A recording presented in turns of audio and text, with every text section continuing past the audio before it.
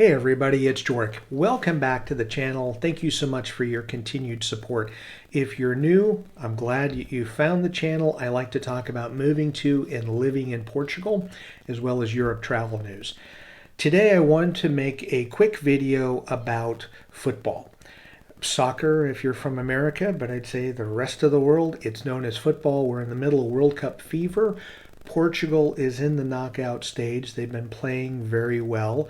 So they're playing actually as the making of this video. So I hope the outcome is positive and they continue on. And I wanted to make this video frankly because growing up, I'll say in North America and particularly the US, soccer, football is not something that it's not even considered a top 5 or top 10 sport sometimes for viewership. But it's interesting. Most kids growing up, myself included, men and women, boys and girls, play it, but at some point grow out of it and play other sports, where the rest of the world is paying attention, and especially come World Cup time. And I guess where I'm going with this video is that if you are contemplating a move to Portugal and you are looking to live there either as retirees or even on a temporary basis, I'm sure you're going to have the allegiances to your home country, as we do, but we've also tried to embrace Portugal and get involved in the culture. And one of the, I'll say, core or at the heart of the culture is football. There are so many players that are Portuguese that are playing in top leagues. Their national team that is playing right now in the World Cup is loaded full of top tier players. It's absolutely amazing to watch. And I will say this, if you have not been to a match in Portugal, and I'm not saying national team, but one of the local teams, it's amazing. But to just be at a pub and watch the national team, it's a different experience. It's one of those areas where you really see the passion that people have for the sport.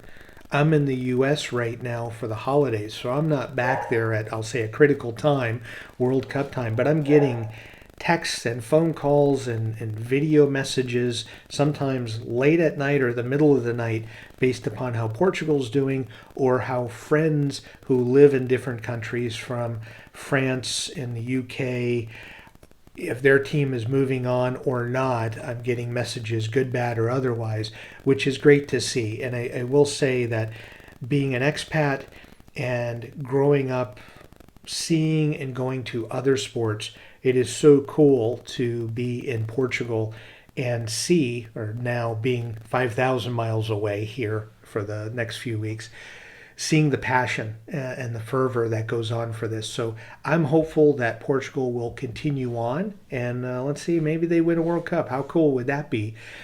But it's more of, as you are contemplating a move and getting integrated and thinking about a move there, or if you've just moved, take in a match.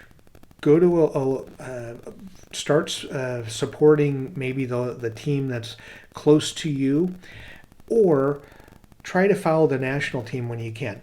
Doesn't mean you have to turn your back on your former country or your home, your country of birth.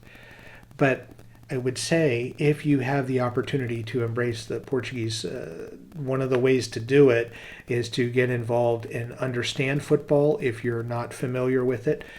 But then once you do that, get past that and really become involved. Watch the matches, go to pubs, and this time of year with World Cup, pay attention and see what's going on. So I'm very hopeful that Portugal continues on and will win this match. Once I get done editing the video, I'm going to see how they're doing. But as always, thank you so much for taking the time to watch the video. I try to give you, again, day-to-day rudimentary stuff, that bureaucracy that you need to know, things that you need to think about. And I will say, moving to Portugal, I think embracing football, or if you still want to call it soccer, is something that you should do. Thank you so much for watching, and enjoy your travels.